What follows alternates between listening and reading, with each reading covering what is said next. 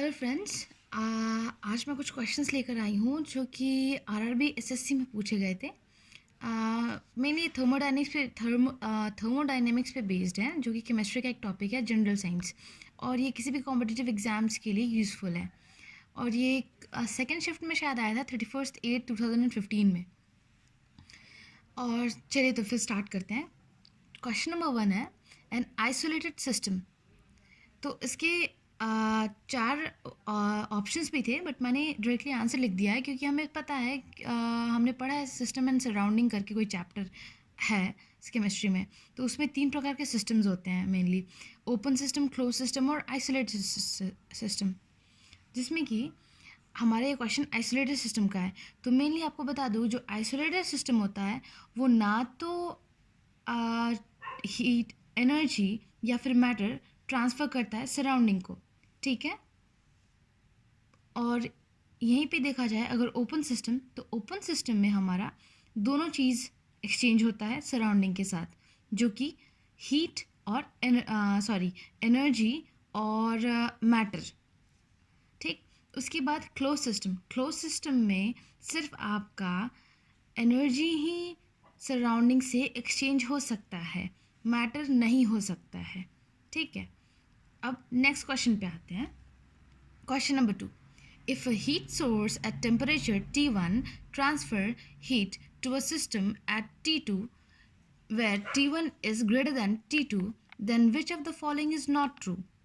अगर एक सोर्स है, ठीक है, टेम्परेचर T1 पे वो ट्रांसफ़र कर रहा है हीट दूसरे सिस्टम को एट टेम्परेचर T2, जिसमें कि T1 is greater than T2, सो कौन सा स्टेटमेंट ट्रू नहीं है?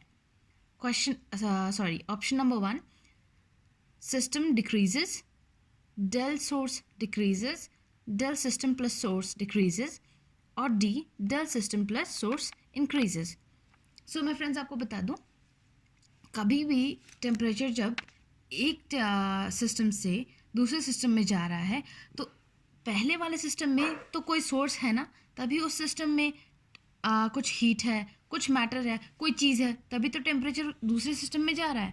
तो क्या होता है कि जो सबसे पहला वाला टेम्परेचर है, जो कि यहाँ पे T1 है, इससे ज़रूर ना ज़रूर आप लॉजिकली भी सोच सकते हैं, या फिर ऐसे भी कॉमन सेंस आ सकता है कि हाँ, अगर वहाँ से टेम्परेचर डिप्लॉय हो रहा है तो वहाँ पे किसी चीज़ का डिक्रीमेंट हो रहा है। तो ऑब्वियस सी बात है कि option number A, system decrease, source decrease, फिर सिस्टम प्लस सोर्स डिक्रीज, ये सारे करेक्ट हैं, ठीक। तो नंबर डी हमारा जो del system plus del source increases, ये हमारा ऑप्शन इसके अकॉर्डिंग सही है। This is not true. Okay, now next question.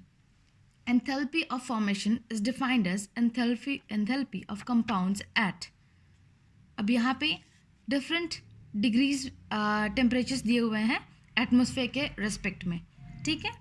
अब एंथैल्पी क्या होता है? ये भी एक थर्मोडायनेमिक्स का ही टॉपिक है। एंथैल्पी मतलब आप लोगों को पता ही होगा, एंथैल्पी मतलब क्या होता है।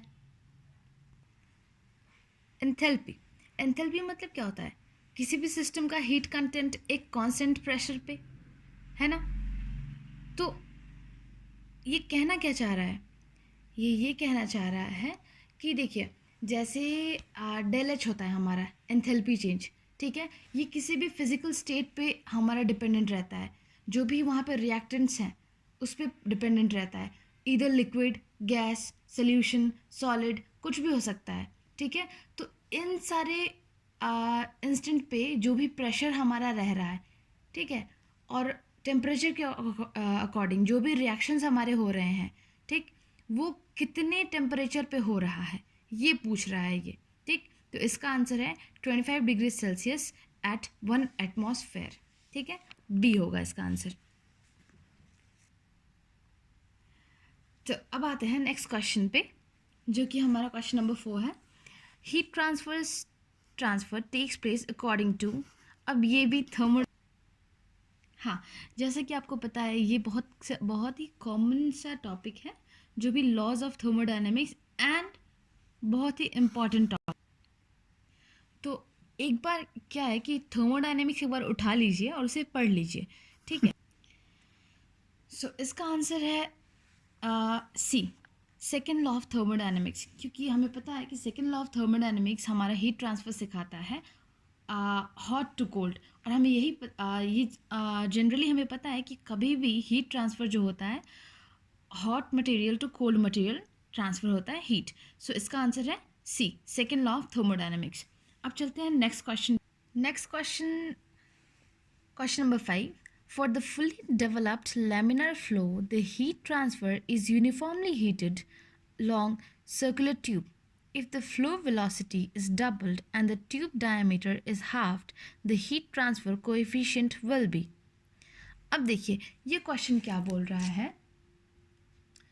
मेनली जो हमारा हीट ट्रांसफ़र कोएफिशिएंट होता है ये एक प्रोपोर्शनलिटी कांस्टेंट होता है अपना हीट फ्लक्स और टेम्परेचर डिफरेंस पे, ठीक, हीट फ्लक्स और टेम्परेचर डिफरेंस पे। अब यहाँ पे क्या बोल रहा है, अगर हमारा किसी भी सर्कुलर ट्यूब से फ्लो हो रहा है हीट और उसकी वेलोसिटी डबल कर दी जाए, प्रोवाइडेड हमारा जो सर्कुलर ट्यूब है उसका डायमीटर हाफ कर दिया जाए, तो जो हमारा रिजल्टेंट होगा उस पर क्या असर पड़ेगा। तो इसका आंसर होगा A, double of the original value, ठीक है। अब नेक्स्ट क्वेश्चन पे आते हैं। अगर इस क्वेश्चन में आपको ज़रा सा भी कन्फ्यूज़न हो तो आप कमेंट में मुझे लिख दीजिएगा, तो फिर मैं इसके लिए एक अलग ही एक टॉपिक आपको एक्सप्लेन कर दूँगी, ठीक है। आप आते हैं क्वेश्चन नंबर 6 पे। Air can be best heated by steam in a heat exchanger of, option A है प्लेट टाइप, बी है double pipe type with fins on steam side, C है डबल पाइप टाइप। चलिए ठीक है, ये आप देख लीजिएगा। वैसे वीडियो तो क्लियर है तो आपको ये सारे चीज़ मिल जाएंगे और इनफैक्ट मैं आपको नोट्स भी दे दूँगी अगर आपको चाहिए तो। इसका आंसर होगा C, double pipe type with fins on air side. क्योंकि देखिए जो ये एयर को जब हम हीट करते हैं, ठीक है, तो जो बेस्ट तरीका होता है ये डबल पाइप का होता है, क्योंकि इसमें दो प्रकार की चीज़ें आती हैं। एक होता है पैरेलल फ्लो और दूसरा होता है काउंटर फ्लो, ठीक। पैरेलल फ्लो में क्या होता है कि एक ही डायरेक्शन में हमारा 3 ट्यूब्स काम करते हैं। जैसे कि ये डायग्राम मैं आपको दिखा देती हूँ, ये है हमारा पैरेलल फ्लो, ठीक है। इसमें क्या होगा कि एक बार यहाँ से जो कि है पहले कोल्ड एयर जाएगा, यहाँ से भी कोल्ड एयर जाएगा, यहाँ से हॉट, ठीक है, तो एक ही डायरेक्शन में जाएगा। अब इसका ग्राफ भी बनता है टेम्परेचर और डिस्टेंस, टेम्परेचर वर्सेस डिस्टेंस का, तो वो मैं आपको बाद में बता दूंगी अगर आप डीप नॉलेज लेना चाहें तो। अब आते हैं 7th क्वेश्चन पे। विच of the following is not a method of heat transfer, ठीक है। तो ये तो बच्चों का क्वेश्चन है, आप भी जानते हैं। Number A conduction, number B convection, number C condensation, number D radiation. तो इसका आंसर क्या है, कंडेंसेशन, बिकॉज वी नो। और कंडेंसेशन ये 4th स्टैंडर्ड का क्वेश्चन है। कंडेंसेशन क्या होता है, कभी भी वाटर वेपर से जब हम वाटर बनाते हैं या वाटर वेपर से वाटर बनता है उस प्रोसेस को कंडेंसेशन कहते हैं, ठीक है। अब क्वेश्चन नंबर 8 पे आते हैं। Diesel used in automobile engines is mainly composed of carbon and, ये भी कॉमन सा क्वेश्चन है जिसका आंसर हाइड्रोजन होगा, क्योंकि डीजल जो है पेट्रोलियम का बाई प्रोडक्ट है। पेट्रोलियम, बायोमास, बायोगैस, ये सारी चीज़ों का बाई प्रोडक्ट है। तो इसमें ज़्यादा कुछ नहीं देखना है, बस इसके मतलब जो भी कंटेंट्स हैं बस इतना ही देखना है। अब आते हैं नेक्स्ट क्वेश्चन पे, जो कि है question number 9। The best firing order for 6 cylinder inline engine is. अब इसका आंसर होगा, सीधे मैं आपको बता देती हूँ, आंसर डी, ठीक है। मेनली जो भी कॉम्पिटिटिव एग्जाम्स होते हैं उसमें 6 सिलेंडर या तो 4 सिलेंडर का बोला रहता है, ठीक है। तो ये थोड़ा लॉन्ग प्रोसेस है तो आप इसे याद ही कर लीजिएगा, 1 5 3 6 2 4।